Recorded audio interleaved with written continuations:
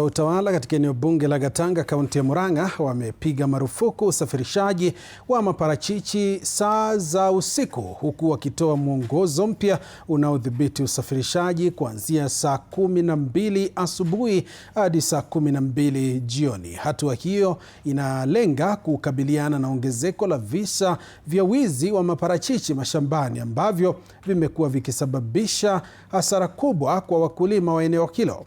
Akizungumza na wanahabari, naibu kamishna wa Gatanga Damaris Kimondo amesikitikia kuongezeka kwa wizi wa maparachichi katika eneo hilo na kutoa onyo kali kwa wafanyabiashara wa maparachichi ambao wamekuwa wakiendesha maghala katika kila kijiji, akisema kuwa shughuli hiyo sasa imepigwa marufuku. Anasema kuanzia sasa madalali wa maparachichi watanunua matunda hayo moja kwa moja kutoka kwa wakulima na kuyasafirisha hadi sokoni, akieleza kuwa hatua hiyo itasaidia kupunguza mianya ya wizi na kuhakikisha wakulima wananufaika kwa usalama na jasho lao.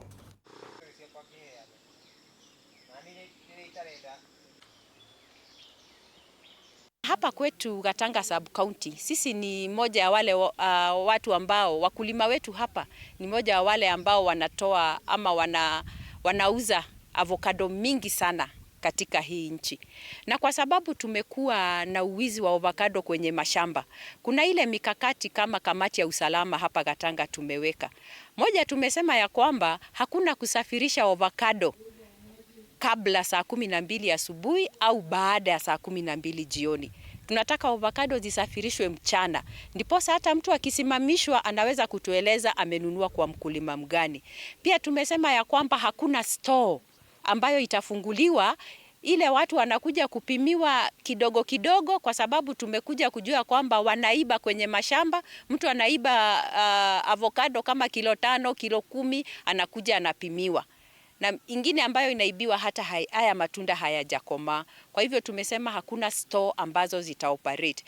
Tumesema mabrokers, wanunuzi, muende kwa mkulima direct, mnunue avocado kwa mkulima halafu mpeleke kwenye kampuni ili tuweze kumlinda huyu mkulima.